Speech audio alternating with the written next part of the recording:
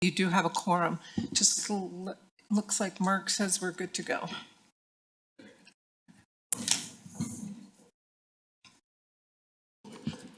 Nancy, we're not quite at the 6:30 mark, so Oh, we're not? you got to wait for that before Oh. you can start. So sorry, Aaron, you're 1 minute. You're on time. One to your time. Thank you.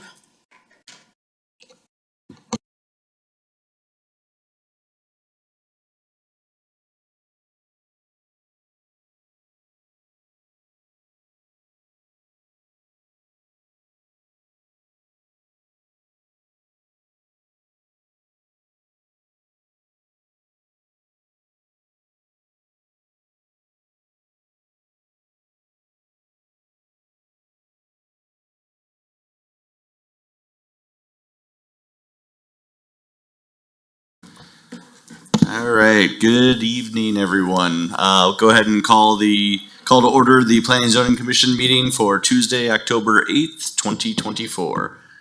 Nancy, if you can call the roll. Ms. Austin is absent. Mr. Adams? Here. Ms. Hupka? Here. Ms. Keys? Here. Mr. Montiel? Here. Mr. Ruddle is not here yet. Noah Kaplan is absent. Mr. Martinez? Present. Mr. Renson? Here. And Chair Haggerty. Here. All right. Next, we have the approval of, our next agenda item is approval of minutes. If there's any changes, edits, or discussions. Okay, seeing none, we call for a motion to approve. I'll make a motion to approve the minutes. I second the motion.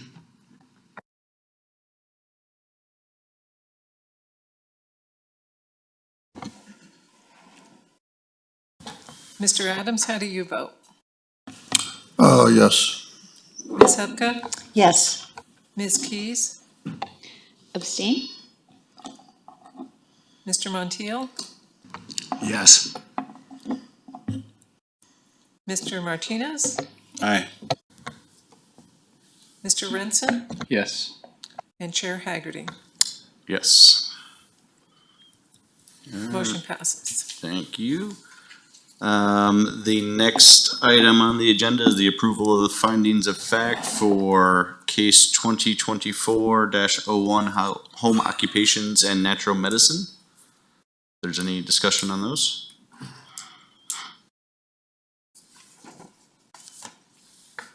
Seeing none, the only thing that was added, I believe, was the removal of massage from home occupation. So, or a restricted home occupation. So, other than that, I think we decided everything was moving forward. Okay.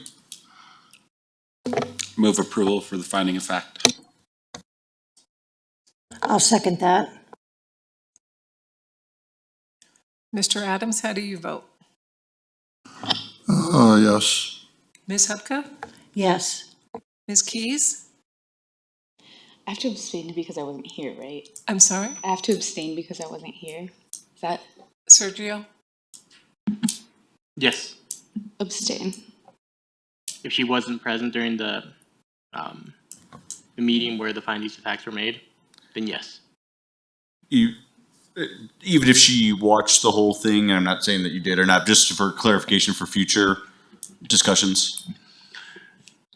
Usually absent the requirement that would require the board to have a quorum, she should abstain if she wasn't part of the discussion. Perfect. Thank you.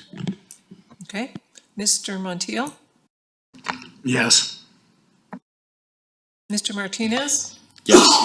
Aye. Mr. Renson? Yes. And Chair Haggerty. Yes. Motion passes. All right. Moving right along here.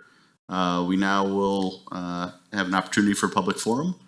I'm not seeing anybody here, even though I was excited. I thought we had a visitor today, but turns out they were in the wrong place. Anybody online? And we do not have any public online. Okay. So then we can move along to study session, case 2024-03, comprehensive plan update. Mr. Roberl, thank you. Good evening, Planning and Zoning Commission. It's been quite a while since I've been here to see you, and I see a couple of new faces, but a lot of old ones too. So I'm here to present to you an introduction to a project that we are anticipating that you will be working on, and so will City Council and maybe some other groups as well. It's the update to the Inglewood Forward Comprehensive Plan. And so at this time, we know that we have accomplished a lot of things since the adoption of the comprehensive plan, which was adopted in February 21st of 2017. And there's been a lot of changes in the community, a lot of changes in the world, the state, the region. And we have accomplished a lot, and we've included that list of accomplishments as an attachment to your memo, I believe. And we've just recently finished up our Code Next, and so the thought process was that we needed to revisit with council to see where we were going forward in the next few years. But we kind of decided that a full-blown update really wasn't what council was looking for at this time. This is also a time of a lot of controversy, and they're working on some interesting things like the Affordable Housing Task Force right now. And so there's a lot of sensitivity around just trying to keep controversy at bay. So we decided that the best thing that council would probably like is more of an update rather than a brand new plan. And that's probably appropriate for where we're at today. As this slide says, typically for a community of our size, you would have a new plan every 15 to 20 years. And possibly an update would become somewhere halfway in that time period. So we have chosen that. It's a shorter time period, and it hopefully won't produce as much overall change and get people worked up. So as I was saying, we've accomplished a lot of different projects in the last 7 years, 14 plans and studies, 4 code amendments, 9 rezonings, 18 bicycle and ped projects, 9 park projects, a couple stormwaters, and a couple utility projects. And some of the more, I wanted to highlight some of the more bigger projects that we've done that are really kind of game changers. We were able to develop the formation of a downtown development authority, and what came that transpired to the passage of a downtown development authority plan of development. And that's really important because the DDA, of course, has tax increment financing ability. And so they will be able to generate funding that can be applied to a lot of different projects downtown. So that's really big. And then, of course, you guys did a lot of this work, the Inglewood Station Area Specific Plan, and that was the rezoning of the city center as well as the areas to the east as well. Kind of setting that up for future redevelopment at city center and other areas east of here as well. And then Code Next, that's been very valuable in the fact that we're kind of studying some of these state legislation that was recently passed, and we're very pleased with some of how Code Next is measuring up to some of that state legislation. So we feel really good about that. And then, of course, we did the housing needs assessment study, and that has led to the Inglewood Affordable Housing Task Force. And of course, we still have our challenges: infrastructure, homelessness, and affordable housing. So what's going on right now? Housing costs are rising to record highs, faster than incomes. Production is not keeping up with demand. There's just a lot of household formation is just happening faster with this new generation, this very large generation, largest ever generation that we have. And so they're creating households just faster than housing can be produced. And there's now pressure to alleviate this housing crisis at all levels of government. And, that's statewide, of course, with the new legislation. But of course, there's pressure here in Inglewood, as we've seen with some of the discussions and debates in the city. And then it's even gotten up to the federal level. It's even now on the presidential level. So why is this? There's just insufficient lands for high-density developments, and parking often makes development feasible on smaller infill sites. And available land is not always well located in terms of proximity to transit services or employment. And so these are the kinds of factors that the state legislation is trying to correct for in the Transit-Oriented Communities Bill. So this is the list of the legislation that has passed, and we are analyzing these bills in the process of doing that. And we have a tentative study session with City Council on November 12th to go over what we think the ramifications are of these bills. And we think quite a number of these are going to be affecting our comprehensive plan, some of the things we need to do, as well as potentially the state is requiring us to ensure that we are meeting certain density targets in transit-oriented areas. And and I won't go through all these bills because we just really don't have time. But I just wanted to let you know what they are. So at this point, we've thought it might be really good right now to develop and adopt a supplemental plan update. And we have did some logistical planning. We are hoping to complete this in an 8-month plan development process. So we'll be heading this really heavy here in this last quarter, as well as first quarter of next year. And then we're hoping to have a draft in May. And then we would then go into the June, July adoption process, starting with you guys, and then going to City Council. So our recommended actions to Council were that we begin the review of land use, housing, transit, and other plan elements now, develop policies and supplement our plan accordingly, update to the comprehensive plan should be conducted by staff without the need for consulting assistance. So that's kind of an important thing as well. Updating the plan as proposed would enable the state land use mandates to be incorporated in a timely manner. And we'd like to reprioritize some of our plan elements, develop or revise work programs, and enable implementation projects to promptly proceed once we are finished with the update and getting it adopted. So recommended scope of work, the comprehensive plan is broken out into 4 parts. Part 1 is the importance of Inglewood, and we'd like to include updated information related to projects completed since adoption. Thus, we have the big list, and we want to flesh some of those projects out a little bit more to describe them a little bit more in detail and put them up front in the new update. And we also want to include our Inglewood neighborhood map, which I will speak to a little bit later in this presentation, and do some little different with the maps that we had in our original plan. All right. Part 2 is Inglewood's framework, which includes the themes, the goals, and objectives. So we'd like to include updated trends. There's a new global trends report that we can get our hands on, and we'd like to do some updated snapshot data. We do not, however, we're thinking that we really don't need to revisit the themes of live, work, shop, play, learn. There's probably something else, work or something else in there.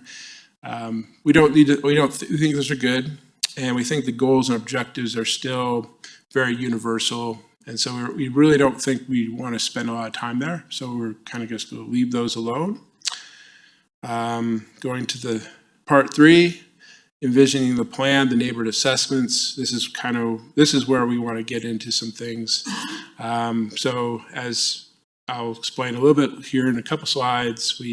There's been some changes there's this new neighborhood map, and it doesn't really match up with our park neighborhood maps that we had in our original plan. So, and we don't want to have 40 maps in our plan. So we've kind of figured out a way that we can incorporate them, yet serve our needs as well in the comp plan. And then we would include revised and redistributed policies on those new geographical areas. So here's this map that I'm talking about. So on the lower right-hand side there of that diagram, this is our new neighborhood map.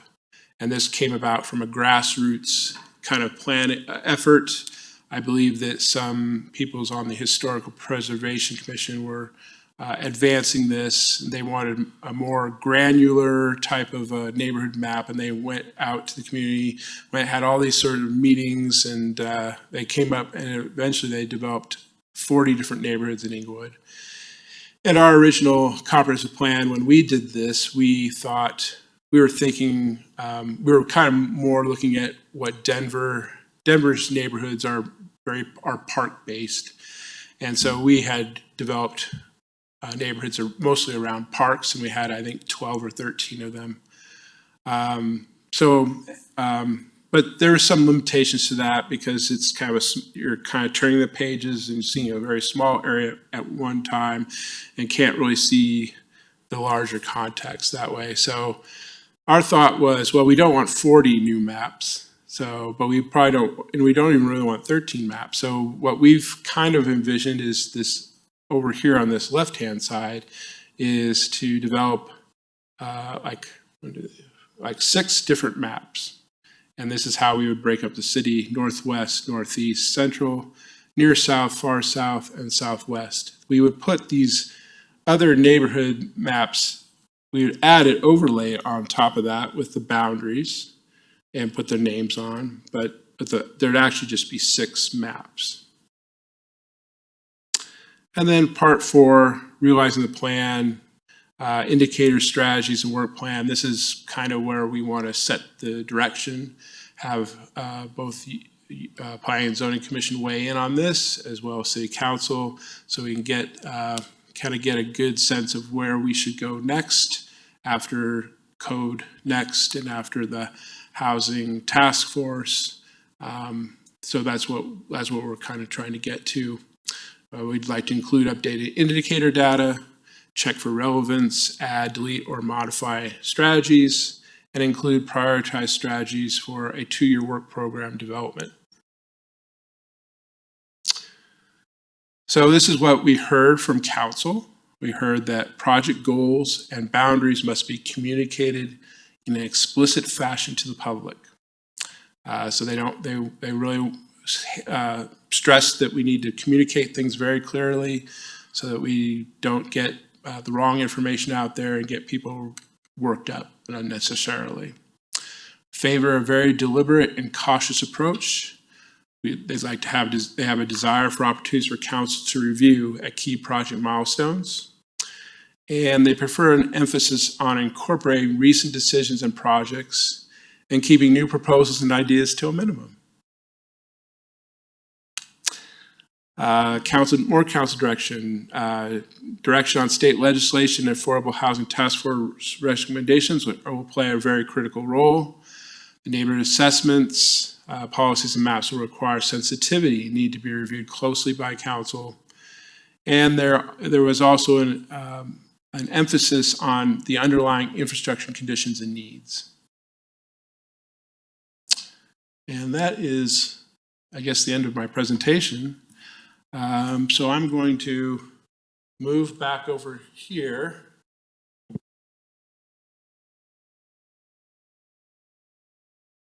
Because it's just less formal. I'm going to hand out just a table of contents for parts 1 and 2 of the comprehensive plan. So bear with me.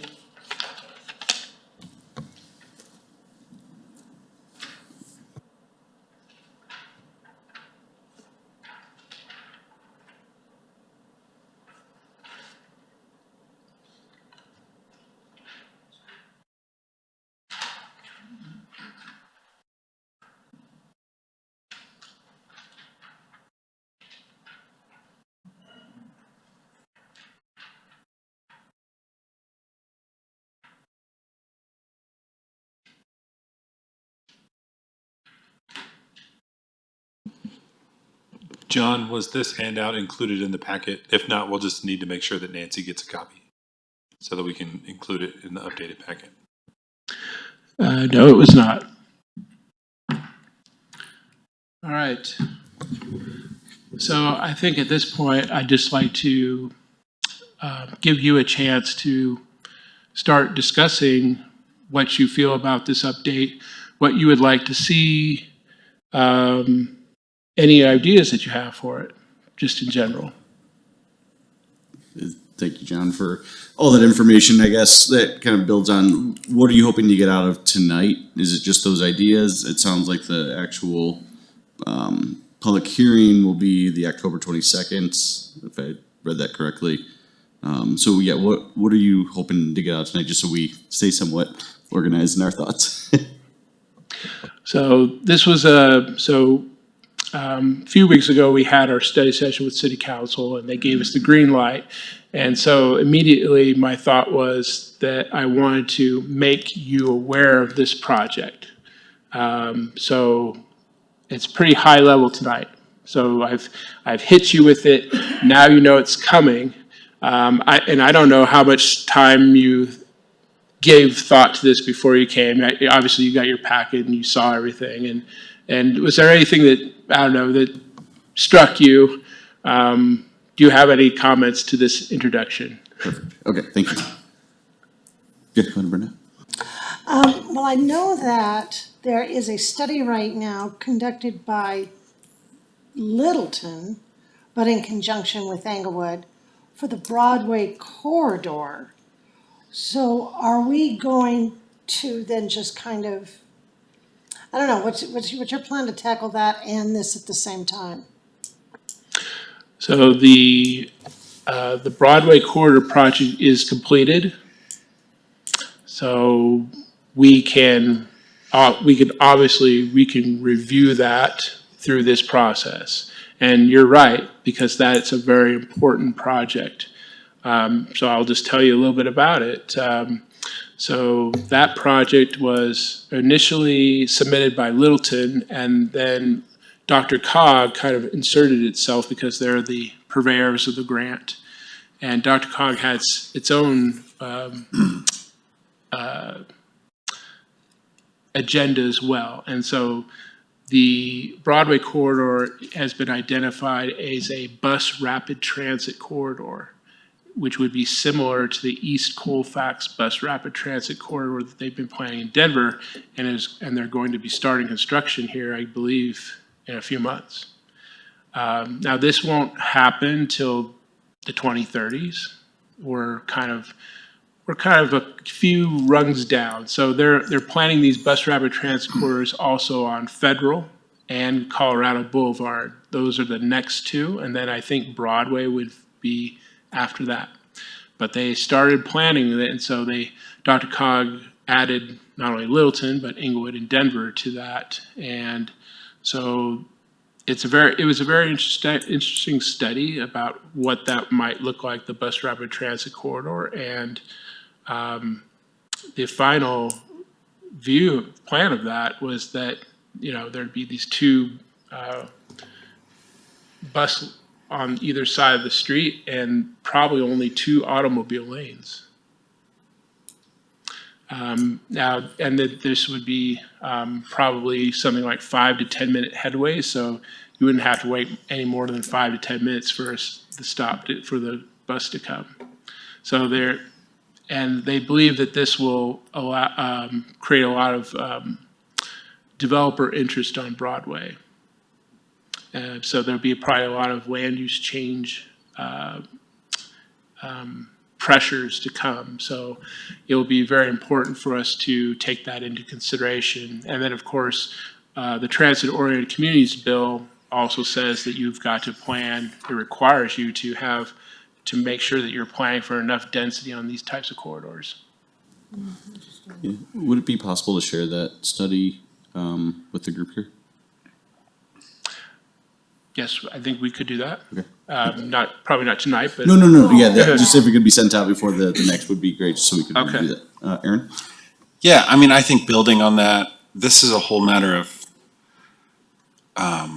context, really. There's a lot of, the South Broadway, the Affordable Housing Task Force.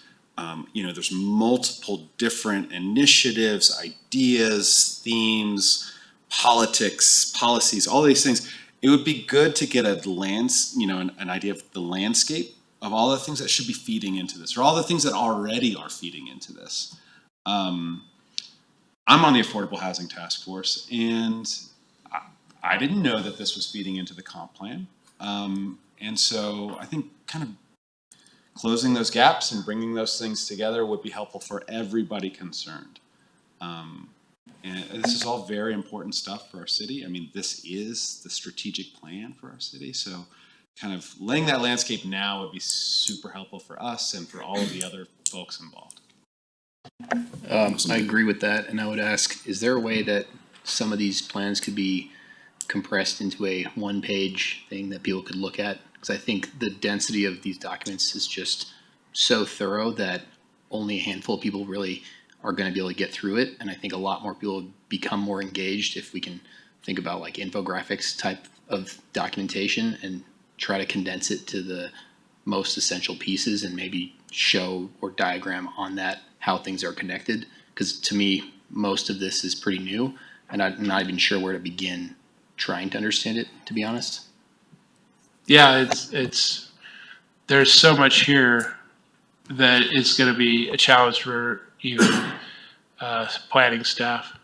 And yes, and when we're trying, that's really we are tasked with as staff, is that because this process is so short, we have to do all that hard work for you to get it as simple as possible and salient, and what are the key things that you need to be focused on. And because we can't expect you to read all these documents. Carl?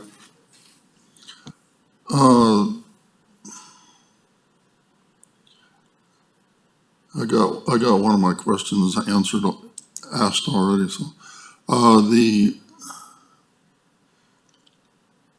the overall look of what Inglewood is going to look like in 10 years or whatever is basically who's the developer that's going to be coming in here.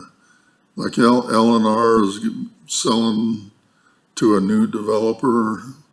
What's the status on that?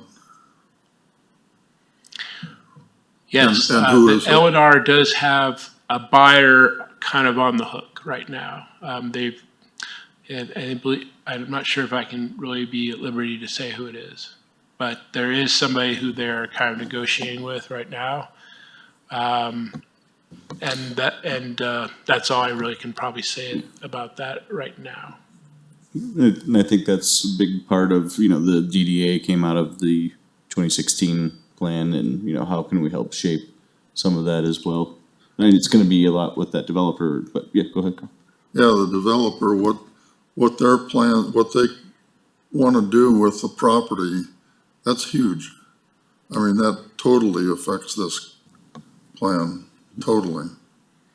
Well, I just wanted to assure you that they are aware of, not too long ago, it's been a little bit of time now, but the city did work with, I think, P&Z and City Council to develop a kind of a direction of where we wanted to go with City Center.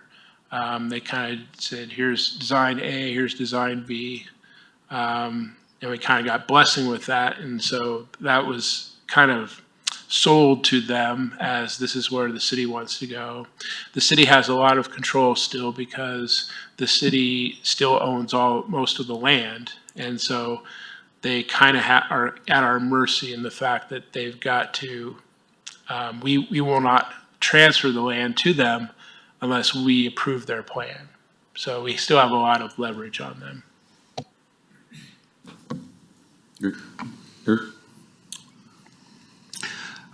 I guess my question is, how well prepared are you to take care of the different legislation that came into effect or is going into effect? I know that House Bill 1152 is Inglewood's pretty well compliant with code next.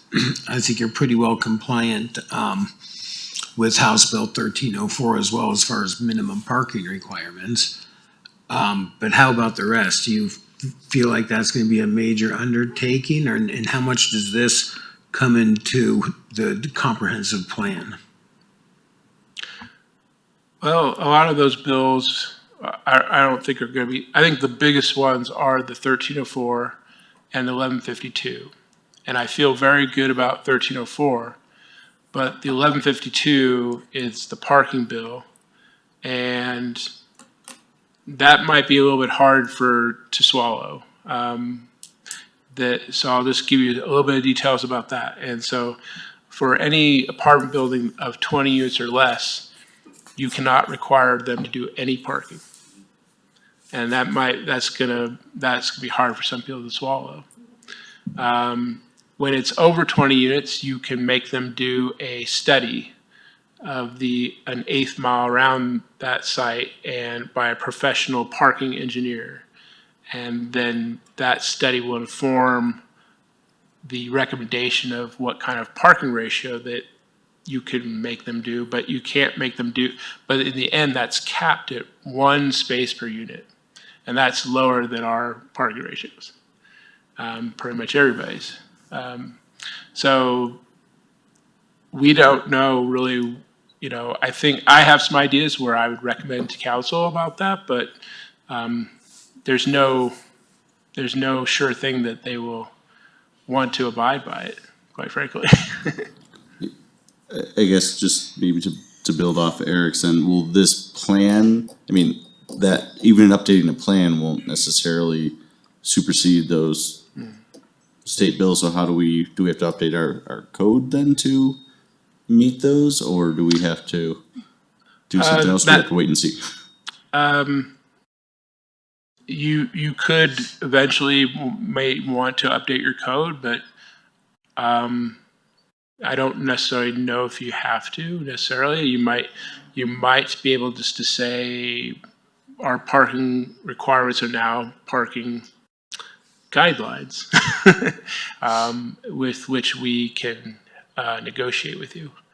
But that's kind of that's probably beyond what we're doing here at the comprehensive plan. So ultimately, that direction is going to come from council. So we will take some information to them. I think November 12th is our date that we're shooting for, to present what all these bills mean, what it might look like from a city perspective or a staff perspective of like how we could meet all of these regulations. And council will ultimately decide whether or not they want us to go forward. In some respects, we may not have to alter the code. In some respects, we probably will have to change the code if they choose to go forward. It really depends on the direction we're given. The way the comp plan supplemental update is set up is to kind of work on its own path for a little bit, but then as each other item that is being worked on, like the affordable housing task force gets through with their work towards the end of the year, that portion kind of overlays back into this.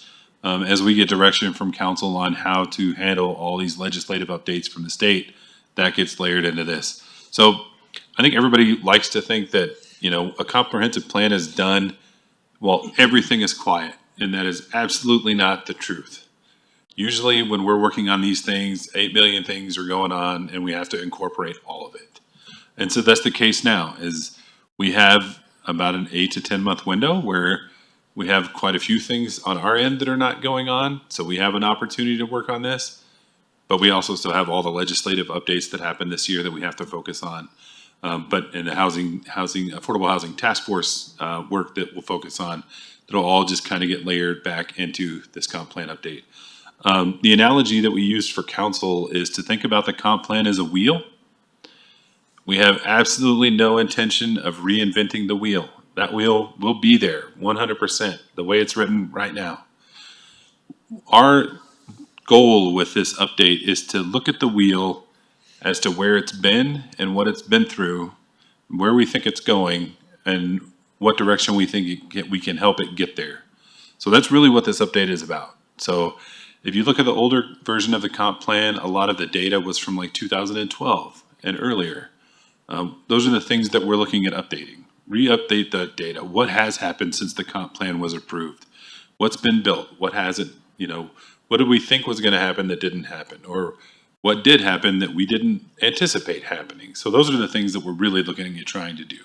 Not rewriting the comp plan. That's absolutely not what we're trying to do. We're just trying to give kind of more of a status update, I would say might be the best way to put it. A refresh. And then, Hey, John, yeah.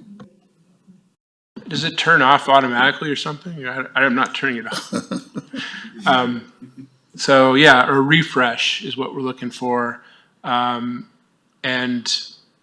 we'll try to, update the dates, the data that's in here to something a little more recent will be really nice. Documenting our progress of where we've been at and where we can, like I said, these neighborhood maps, things have kind of changed in that area. So I think it would be foolish to keep going with the neighborhood park map. So we want to reinvent that, and we think that'll be better.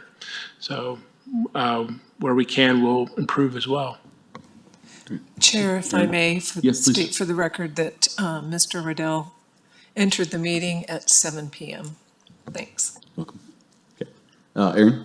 Yeah, I think the refresh's approach is best. However, I mean, significant things in the world have changed since 2017.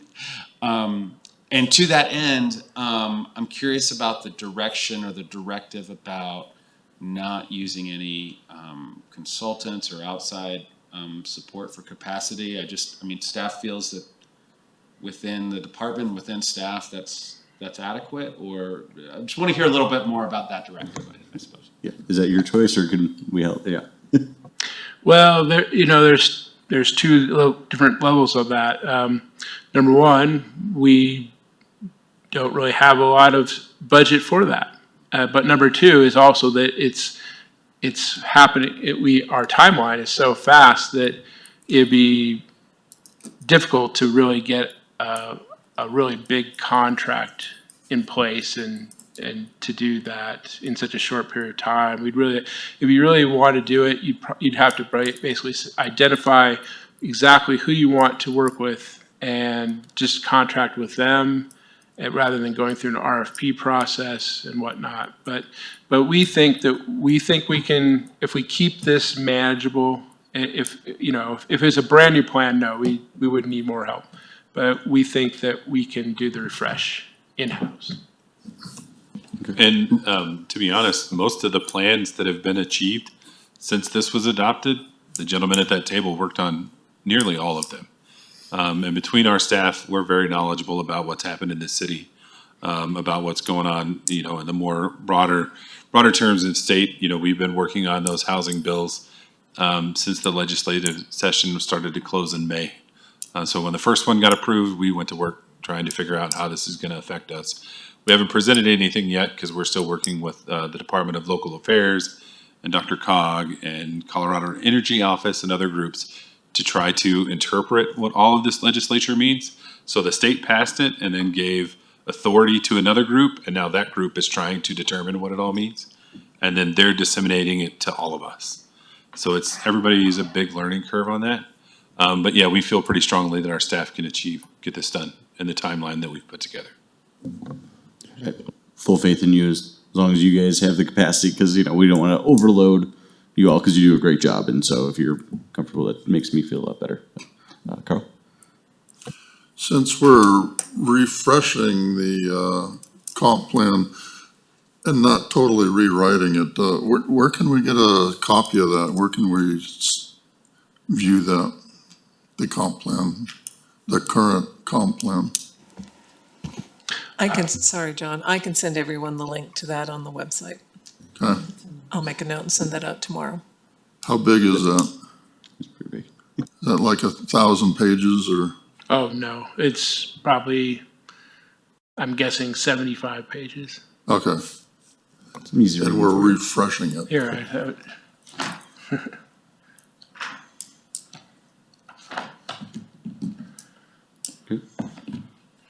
Other questions, Camille? I definitely appreciate how big of a project doing this update within staff is, but I also think there's a lot of value for you folks who are in it every day, being the ones writing it. So I'm looking forward to what you come up with. I guess one thing that I think of when I think of comp plan updates is oftentimes the language that planning has to use to do analysis on whether a project meets the comp plan goal or not. Sometimes that language in comp plans, and I noticed in this comp plan, can be a little bit flowery and like subjective. So I guess one idea I might have when you're thinking about rewriting those goals and objectives in terms of how projects might be reviewed against the comp plan would be using just considering what is subjective and what is administrable language. So like maybe SMART goals, so being specific, measurable, achievable, and relevant, and taking that language to the public, obviously, because we'll want the public's input, but, you know, as a member of the public, you might be like, well, it'd be really nice if this, but what is actually measurable and administratable when it comes to reviewing a proposal against the comp plan? Great, thank you. Makes sense. Yeah, Carl? Can we have some meetings with some of the groups that are going to be involved in this, like affordable housing? They don't even know about this, right? So I mean, we need the feedback from them, and we need to discuss what we're looking for, and the infrastructure, maybe have the Public Works Director come in and talk to us, and so what I will say is, whether we were adopting the comp plan or not, the Affordable Housing Task Force has their job. So this does not necessarily influence what they're doing, but the decisions they make will certainly influence this. So you don't necessarily need to ask them any questions. We're just waiting till we get their work done. It's almost, you know, like we have this board, we have the Water Sewer Board, we have, I'm trying to think of another utility board or, you know, Public Works Board. This group and the Water and Sewer Board, their work influences each other, but you focus on different parts of a development. So while we can certainly look at bringing in like our Public Works Directors, we don't necessarily need this commission to go to the Affordable Housing Task Force. If you want to attend their meetings and watch, by all means, they're public meetings. But we don't necessarily need to have any joint work sessions between this group and that group, because their group has they're at the finish line. They have a very small window that they're looking at everything through. I mean, I wouldn't say small window, very big window, but they're looking at a very, very tight problem that they're trying to come up with solutions for. So I think we can work on, you know, getting some of our directors and stuff, if they're going to have any influence on part of this. Like one of the things that one of the new bills requires us to do is include a water, I think it's a water component as part of this. Any new comp plan update or any new comp plan has to have these new sections in it that we didn't necessarily have. So we'll have additional information for that. And when we do get that information, I think we can talk to our Public Works or our Utilities Directors to, when it's being presented, to be ready to ask questions. like affordable housing, I don't see that going away in 20 years. It's going to go, it's already going down.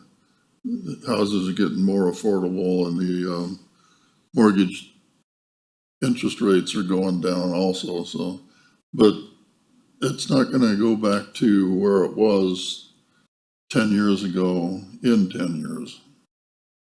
There's got to be we got to find property to build houses. We need to maybe get started on modular housing. And right, and that's the task force role to determine what we're going to do. Yeah, and not the Planning and Zoning Commission, not yet.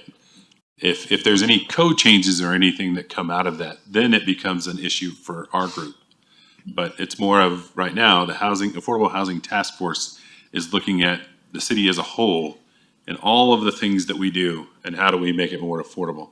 I don't want to, Aaron, if you can say it a lot more eloquently than I am. Yeah, no, And then- I think this goes back to what I was saying earlier about not only a landscape of what the inputs are to this plan, but sort of roles and responsibilities. I know that even for coming onto this commission was sort of fuzzy for a long time for me of like, what is the role here? And so similarly for the Affordable Housing Task Force, for this body, for other stakeholders that are providing input into this, helping all of us to know what our role and responsibility is, where the sort of guide rails are, and and then what ultimately council, where their role sits and how we all kind of fit into that puzzle is really helpful for us to give directed, pertinent, apropos sort of feedback.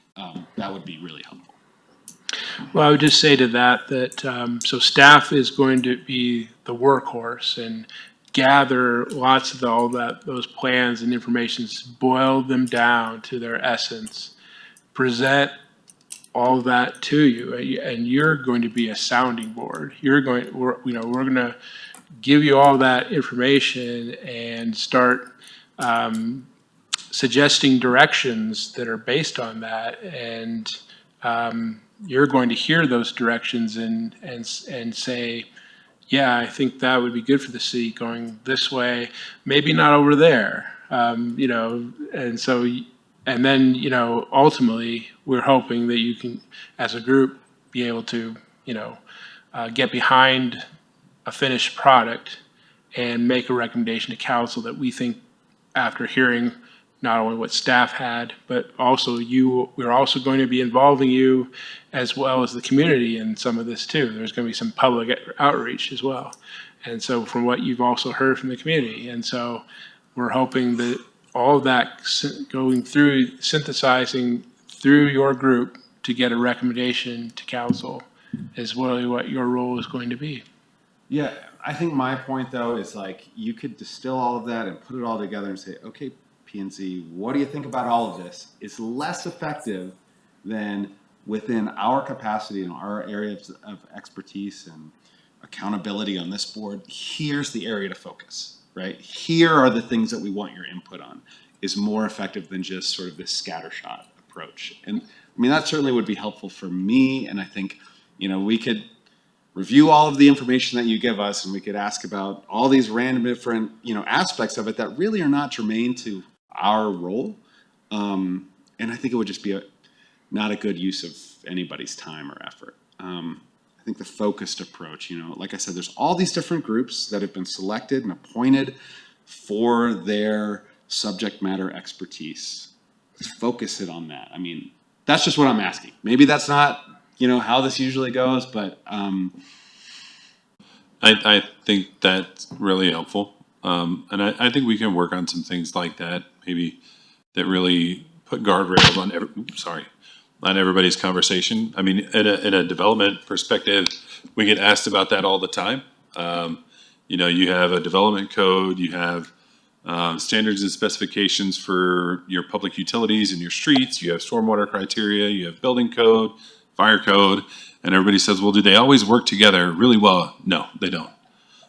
They don't. And then in that one sweet spot, that's where development can happen. They don't always overlay together perfectly. In fact, most of the time, they're pretty imperfect when they're looking at each other. And then a developer and engineer's job is to figure out how to maneuver their way through all of it to make it all actually work. That's when you see development happen. What most folks don't see are the hundreds of projects that never happen because they can't make those things work. And so each one of our departments, we have to stay in our lane and between our guide rails, even though we might know something that this department has done in the past, or, we can look back at other projects. Yeah, we all have to stay in our own lane to ensure that we're all doing everything properly and that things occur the way that they're supposed to occur. So I completely understand that, and I think that probably would be pretty helpful, not just for this group, but for any group in the future. But we can start with this group and the other groups that we work with, like the Board of Adjustment and what their role is.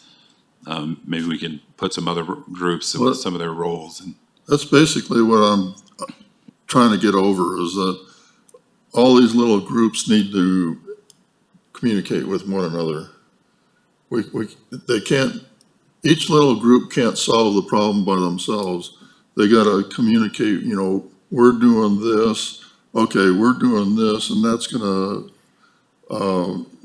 help with that. So everybody gets together, find out what everybody else is doing, and then we find out what the overall plan, it's within the city, it's not within the state, it's not within the country, it's just a city. sure, I completely understand that, and I'll give you my professional side of that. Every group gets their own locus of control that they can work on. Because if I get 6 of those groups together, we won't get anything accomplished. Because everybody's gonna wanna try to work on somebody else's problem. Because that's more interesting than what I'm doing right now. The Parks Department has all the cool projects. That's what we always hear. The Parks Board gets all the cool stuff. So it's kind of tailored down to just these small bites that then it's staff to help assemble all of this together and bring it together in documents like the comprehensive plan, the strategic plan, or to council, who is the ultimate decision maker for our city. So yes, it is done by design, where groups get small bites at the apple. But we as staff and as council are looking at the whole apple. But we have to disseminate it into these small groups to be able to get things accomplished. Because we would not be able to get things accomplished if all we had was a council and we took all this information to them every time we had a decision without any advisory bodies. We would never get anything accomplished. So there is a reason why it's done that way. And if there's opportunities to kind of work together, we're happy to do that. But a lot of this one is going to be primarily on you guys.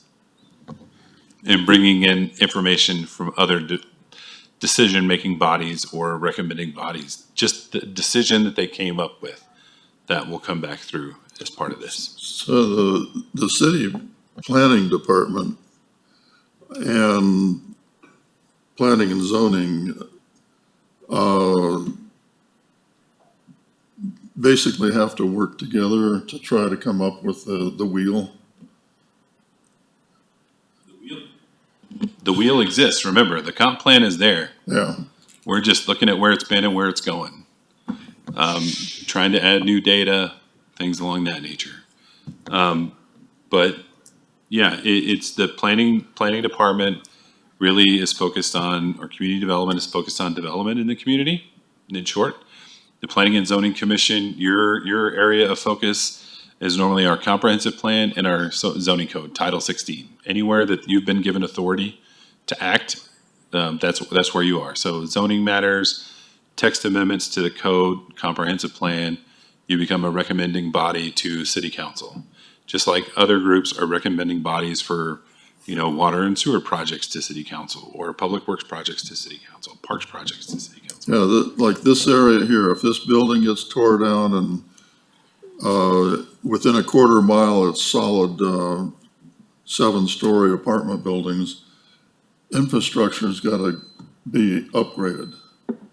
You can't operate on, you can't overload the sewer system with the one we have now with thousands and thousands more apartments added to it. I don't know what kind of water and sewer is in the ground, so I can't make that statement. But any project that comes through gets reviewed, whether with water studies, sewer studies, to what kind of improvements would have to be done by a developer to make their project work. If it needs to be rezoned, yes, it comes to this body. If it's a project that's allowed by right, you guys would never see it. It would get built and you wouldn't know until it started construction that a project was going on, because, it wouldn't come to you. They wouldn't have to come to you to ask for permission or for your recommendation for permission. And So- I think the key thing that Brian is saying is they will provide a summary of what these other jurisdictions have decided, so that we can take those pieces of information and be able to use that to help us formulate what we need to learn from it and be able to put it into the comprehensive plan. So thank you, Brian, for that. Others? One other question, there was a couple of notes in there that I had a question on from your presentation. You noted a 2-year work program. What is that and why is that? Well, that's kind of an arbitrary number. It could be 3 years. But, What is it referring to? What was? so Code Next was a work program item. Hopefully that there'll be some strategies that come out of this, and then we would propose, different items to work on. And, so I'm just gonna go out and say this out, but there may be some areas areas that we wanna do small area planning in parts of the city, which would take a deep dive, looking at a certain small area and looking at the different, what's there now with the land uses and what's there now with the existing zoning, and what do we think the future demand could be here? Is it going to be different? And should we be making some kind of zoning changes to allow that to happen? So that could be a work program item. So you're saying from that, once we kind of update the plan, then from that, we would like to develop some sort of a 2-year focus? Okay. Yes. Okay. That's what I was gonna say. Would you say it's more like a short-term, midterm, and long-term goal kind of a thing, and the 2-year work plan is more the short-term? Yes, it could be that detailed at different timescales, but I think what we're more interested in is having, I think the real goal is to have the short-term work program that we can start working on after we're done with this. So that's kind of, obviously you want to know where you're going farther out than that, but we're really, I think, as a department, wanting to have direction here in the next few years. All right. You'd handed out the table of contents also. Were you just for information? This is the current comprehensive plan table of contents, I believe. Is that an accurate statement? And so then these first 2 parts would be what we would be looking at first, or how are we gonna break this down as part of the comp plan, or will this all be happening in that next October 22nd meeting? So we did give you in your packet the first couple parts of the comp plan as addendums. And we were thinking that maybe if there was time, we could just kind of go through those chapters a little bit at a very high level and see if you had any recommendations, one way or the other, like, oh yeah, I'd like to see that carried over to your new update, or that section maybe we don't really need to bring forward over here because this isn't going to go away, this existing plan. We're wanting to create a companion document to it. So I thought if we had time, and we do have some time, that we could do that if the group is amenable to it. Yeah, And I think we could hammer it out pretty quickly. This isn't really the real meat of everything. Sure. I would say that my preference is that you've read it before we start hammering things out, and I don't know that everybody has read. I think that's probably a fair statement. As much as I did look through the entire packet, I will be the first to admit I did not read the entire thing, although again, I've also looked through the comp plan a number of other times as we were reviewing the plan or the UDC update. If that is the request, then I would request that we also have the direction to do that before the next meeting. Would that be sufficient, or is that something that, does that fit in the timeline? Well, hearing that, it sounds like that, yes, maybe not everyone absorbed and spent a lot of time with it. So based on that, maybe that should be what we request that you do, is that, and be ready for the next meeting too, because that's what we're going to start doing, is going through things and trying to start building this new update document, and it's going to borrow from some of this stuff. And so so we'll be working on the first couple parts here to break them down and see what we want, and what we want to pull over, what we don't want to pull over, and maybe ideas for making changes. And we'll have a lot more sample content that we'll hopefully develop for you to have you weigh in on.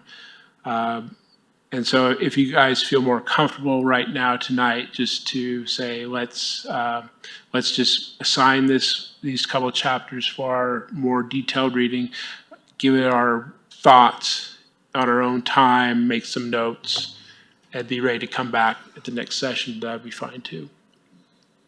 Yeah, go ahead. I think it would also be helpful if there are specific directions from council or from staff, areas that, no, we don't want to touch that, or we want input on this, rather than just going through the whole thing and looking at all these chapters and coming up with all these great ideas just to hear, oh, no, we've already tabled that. Or no, we already have another direction on that. So again, just sort of some direction here and sort of the lay of the land of what may have already been discussed, or just what the temperature is around some of these things. Now, if it's all on the table, then great.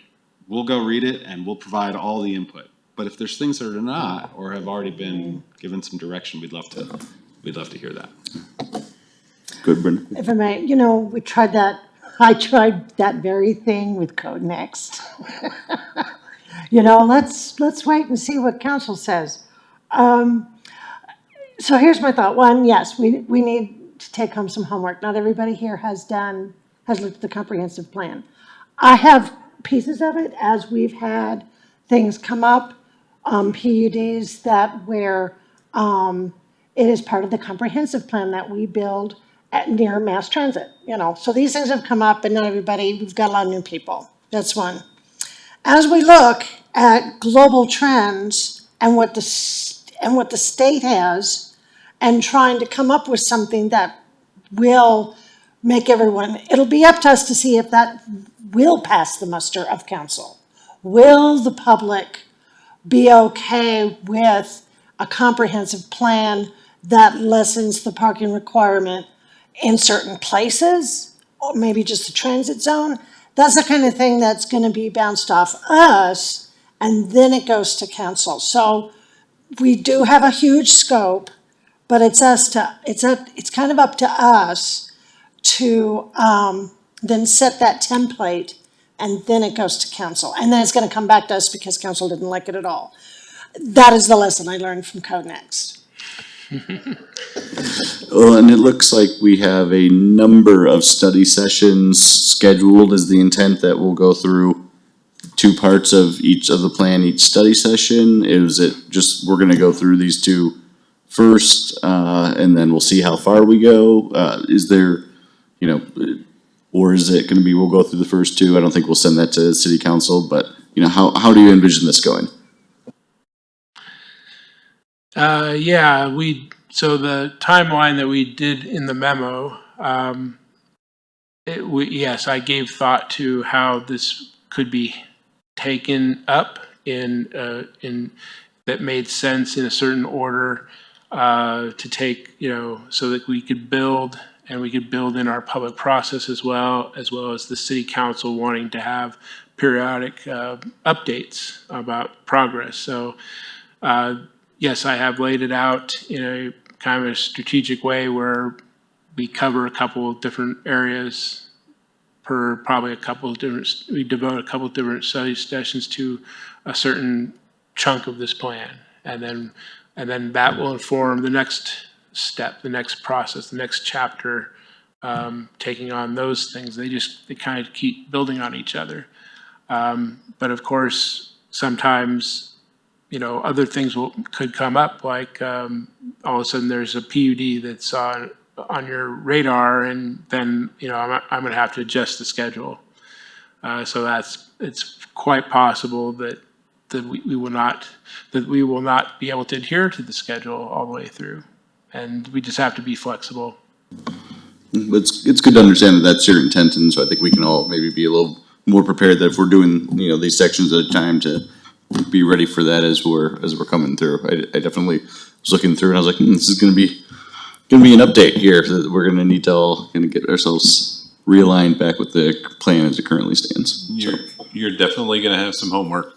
it's fair. And the way John's schedule works out is we would typically have like a P&Z study session, which this one doesn't count as part of that timeline. We'd have a P&Z study session, and then anywhere from 2 weeks to a month later, we'd have a public open house / P&Z study session. So we'll have an open house first, and then a study session second, and then we would have at least 1 or 2 study sessions with council. That's on each section. So part 1 and 2 go together, part 3 goes by itself, part 4 goes by itself. And then after part 4, and again, this is all in your memo, part 4, then we start on the adoption schedule, work sessions, public hearings, findings of fact, public hearings, resolution, that kind of stuff. So you'll be seeing us a lot. I mean, you see me all the time anyway, but you'll see John a lot more in the next few We did months. miss John, yeah. Okay, other thoughts? Carl? Is there a time frame when you want this finished? Yeah, well, our goal is to get a draft for update document by May of next year. And then we would have a joint study session with council and P&Z to go over that full document, get your comments, if there's changes that need to be made, make them, and then we're off to the races in terms of getting it approved. And then June and July, basically we'd start off with P&Z with the public hearing, and then findings of fact, recommendation to council, and then it's in city council's court to do their public hearing and hopefully adopt it by resolution. Now that could, based on that schedule, if there's interruptions, things that will delay the schedule a little bit, that might creep into August council adoption. Great. Well, thank you for all the information that was shared and for the preparation that was done. I think we've all committed to saying that we'll be ready to go through these sections and provide our input at our October 22nd meeting. Is that correct? Okay. October 22nd. Okay. Anything else, John? I have nothing else. Okay. I think with that, we get to go to staff's choice. Brian? I have nothing. Nancy? I just wanted to give you a heads up that on the October 22nd meeting, you'll be meeting in Hamden Hall because chambers in the community room are locked down due to the voting machines are going to be starting to be set up. So they don't, for security reasons, because there's access through here into the community room. So we'll just meet in Hamden Hall. We'll have tables and things set up. It's a study session, so it'll You work fine. remind me which one Hammond? Oh, I'm sorry. It's the theater. It is that one, okay. Yeah. And that's all I've got. And there's no admission charged. This is theater, right? Okay. All right. Attorney's choice, Sergio? Oh, nothing for me. All right, thank you. Commissioner's choice, I'll go down the line. Carl? Nothing here.